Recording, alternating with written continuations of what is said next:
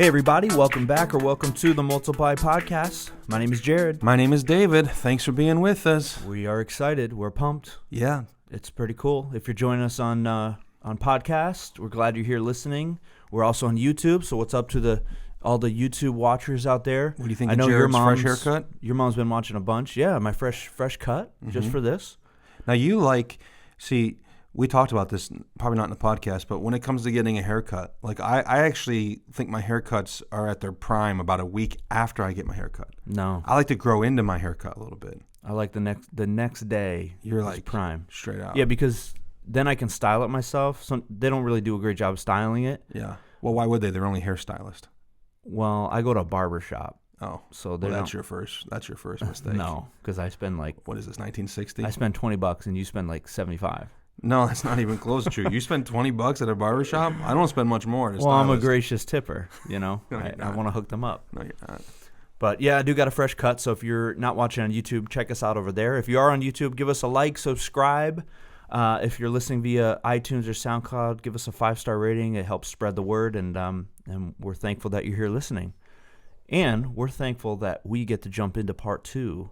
If you've not listened to our last podcast, we started talking about emotional intelligence, and we broke down some arguments, and we're going to continue that. So, Dave, give us a little. What are we looking at here today? Yeah. So when we talk about emotional intelligence, we're talking about our ability to be mindful of our emotions, manage our emotions, but also be mindful of the emotions in the room, right? And manage them to an extent.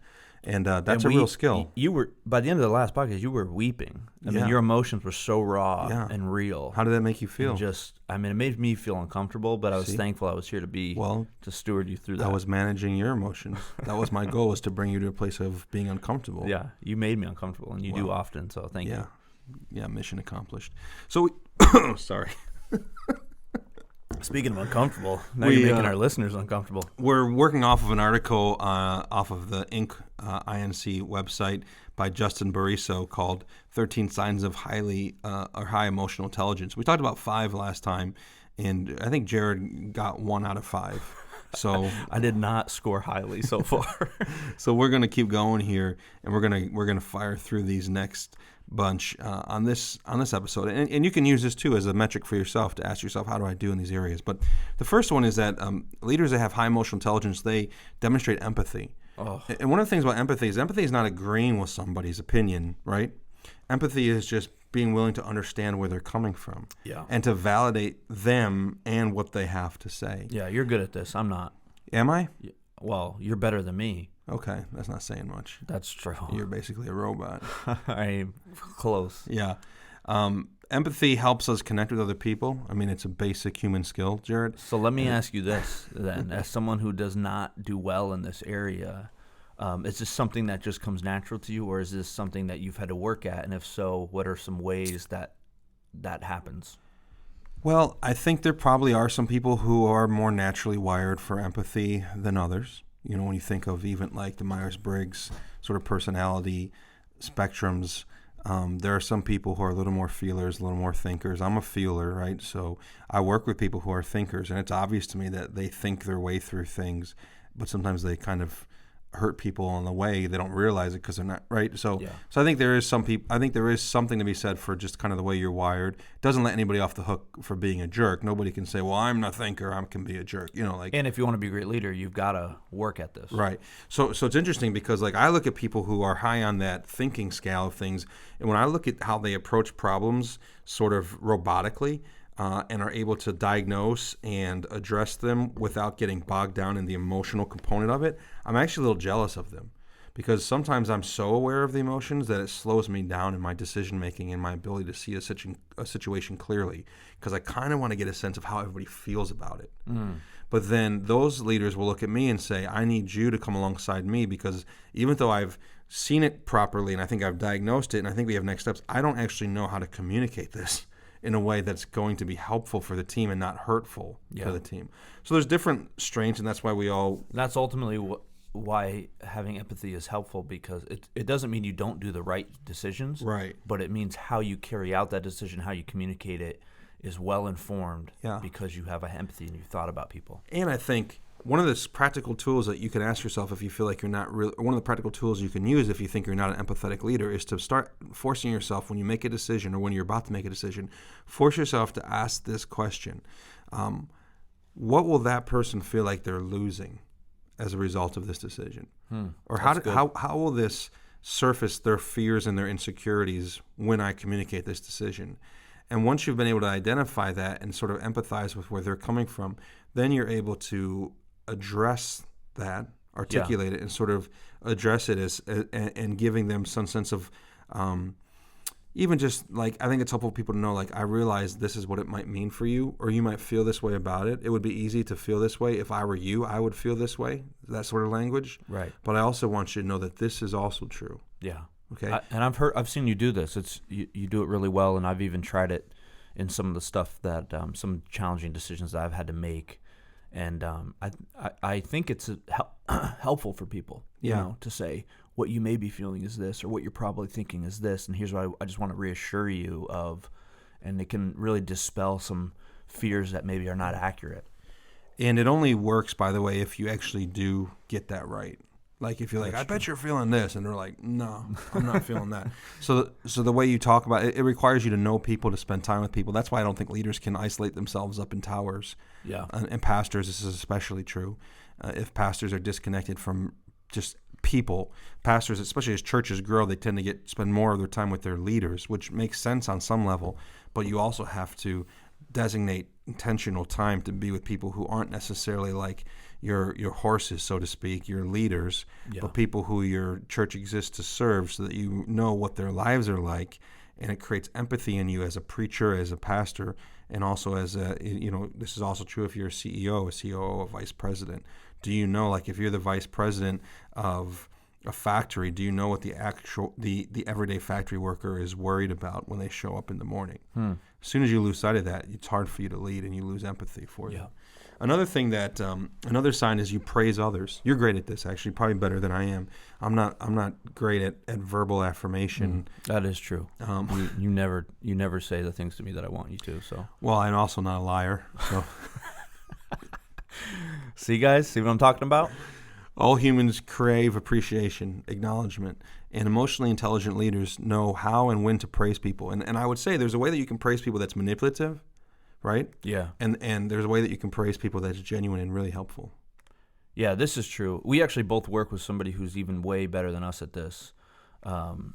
He's a pastor on staff and works with me. And when you're around someone who's really great at it, you feel like you're terrible at it. But I do think the key to this is it's got to be real and authentic. And when you match authenticity with being able to praise, whenever you praise somebody, they know it's legit. Yeah. Like they know you're not just saying something to be nice. And the specificity of the praise, I think, helps, right? Yeah, that's true. So instead of just sort of generically saying, like, when I preach on Sunday mornings, you've had this experience as a preacher. Good word, brother. Good word. Straight from the throne. That anyone says that to you, what they really mean is terrible sermon. Fresh bread, but I've got nothing else to say. But when they actually say, like, hey, when you said this, this was really helpful for me. Then all of a sudden you're like, oh, wow. Yeah. So like when I give feedback to people, we had a speaker at a conference that we helped host recently, and I sent him an email afterwards and said, here's 3 specific things you said during the weekend that I thought were really helpful. And he replied and just said, I really appreciate how specific you were in your feedback, because it helps them know what's working, what's resonating, but also comes across as like he's not just like generically saying something to try to manipulate me. Yeah. He actually was paying attention. That's good. Another sign is you give helpful feedback. Emotionally intelligent leaders know how to help other people get better at what they're doing because they're not threatened by their success. The key is helpful here, right? Right. Not negative, but helpful. Yeah. How do you give feedback that actually helps the person grow, improve? Yeah. Are you asking me how? Are you just saying that? Are you just saying hypothetically? I ain't asking you because I know. No, I think that's the challenge. As someone who, it's easy for me to give feedback on stuff because I tend to be kind of a critical thinker. I tend to process stuff like that. So it's easy, but giving feedback that's helpful to the person in a way that's helpful in having the relational equity that it can be received, and it's easy everybody can give feedback, right? We all have thoughts on stuff, but giving feedback that's helpful, I think, is more challenging. And one of the ways that your feedback can be helpful. So recently, a pastor in New York asked me to listen to one of his sermons and give him feedback. And so my first question to him was, what type of feedback are you looking for? Right? Yeah. So like, how are you trying to grow? That's good. And then I also wanted to know, how did you feel about it?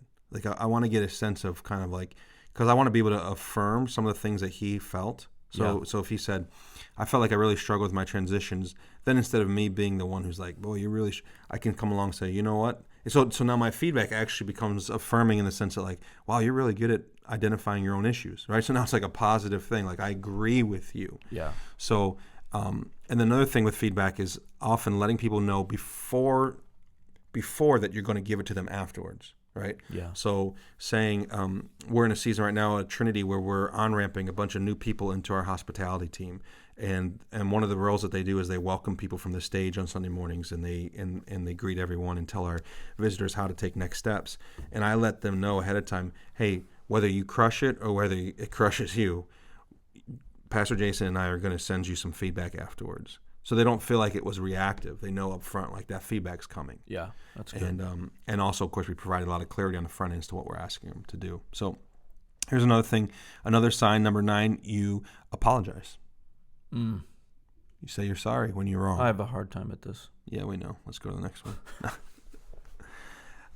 An apology at the right time in the right situation can really establish your credibility as a leader. Of course, that's not why you do it. But when people see that you're willing to say, I got it wrong, and even sometimes, don't you think good leaders sort of take the blame, shoulder the blame for the team? Yeah, 100%. Yeah. Yeah, this is a big one, and it's a challenge because pride, right? I mean, but there is something to be said at, it speaks to your character, number one. So if you're doing it because you really do feel it, then it's a big character move. But I think you're right, as a leader, the ability to admit your mistakes speaks to authenticity. It speaks to your humility, and it speaks to your willingness to recognize that other people around you may know more than you, and that it's okay to be imperfect. Like, we're all in this together. This is okay. I was wrong. I messed up, and that's what, like, for me and my wife as parents, that's the number one thing. Well, maybe not the number one thing, but one of the major things for us is, like, we know we're going to screw up. We do often, but what we want to make sure is that we're always willing to admit it to our kids and to apologize. Mm-hmm. That's the kind of culture we want to create. Like, yeah, we shouldn't have yelled at you. We shouldn't have done that, and we're really sorry. I think of apologizing as a leader is there's a few stages to it. One is, of course, apologizing for whatever you did or something you didn't do, but then also owning up to the fact that you realize the ramifications of that. So yeah, how it affected that person. Yeah, right? I'm sorry that I made this decision. I realize it made things really challenging on you, and then also another step is, here's what I learned. So it's an apology.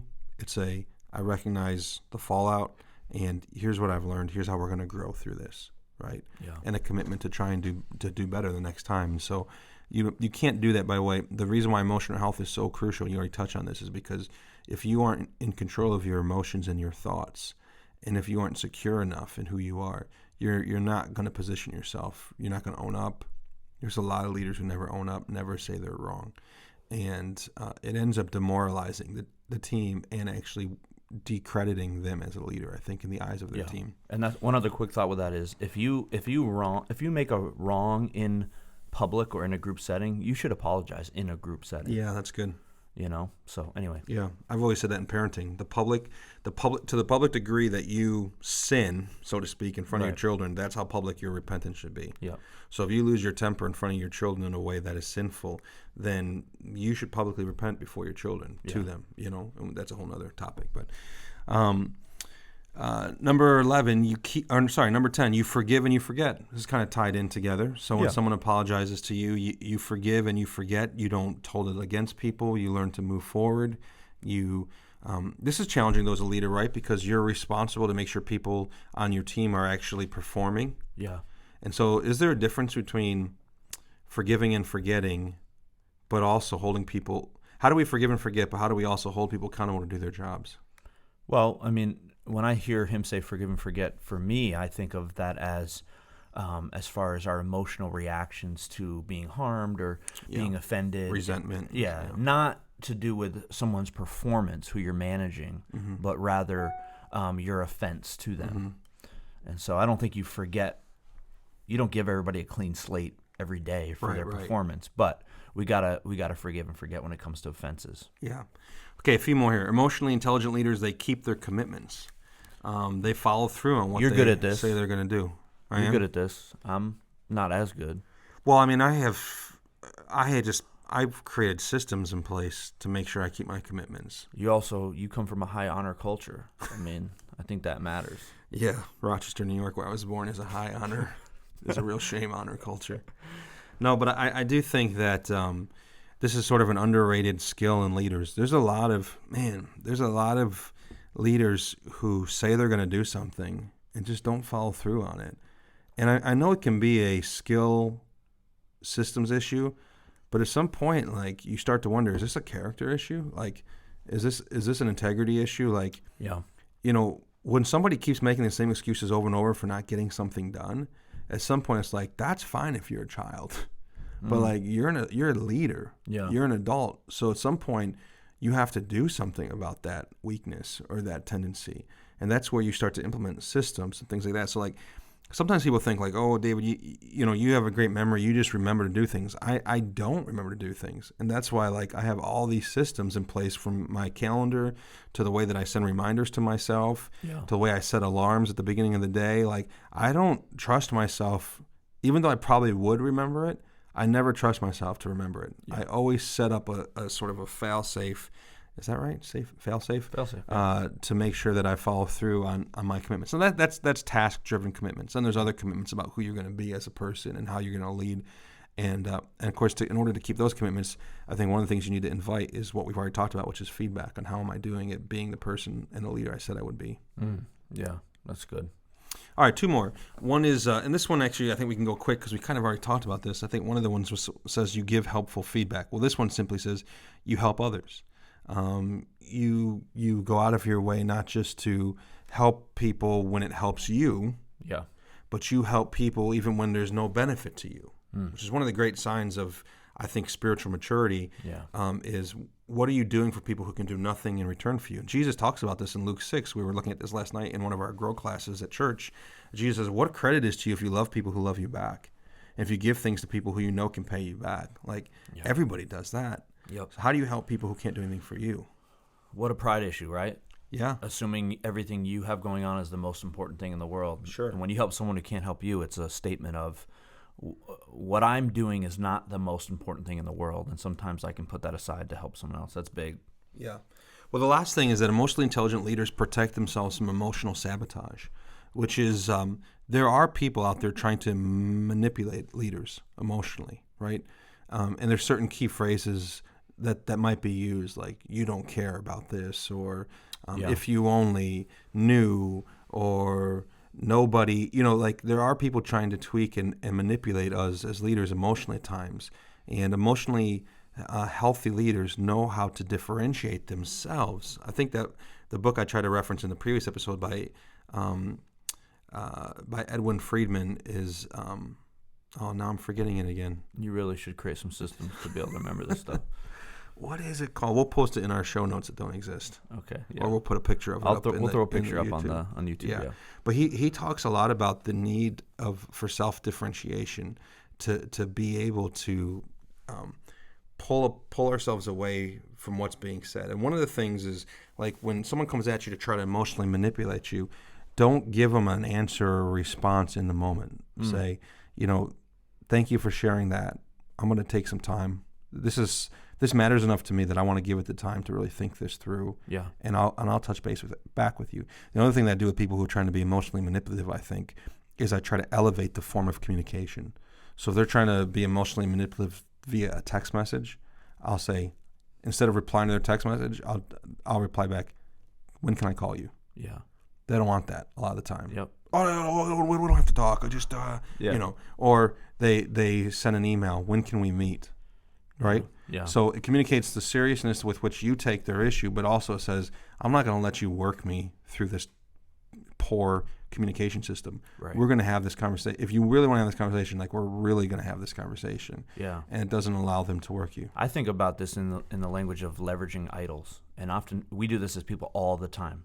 We will leverage each other's idols. We'll leverage approval idols. So we'll make statements like, "You can't really think that," or "You wouldn't dare believe this." And what they're really trying to say, they're trying to leverage your idol of acceptance to get you to agree with them. And so being aware of that and sensitive to not only doing that to others, but others doing it to us, I think is really huge. A freedom of, I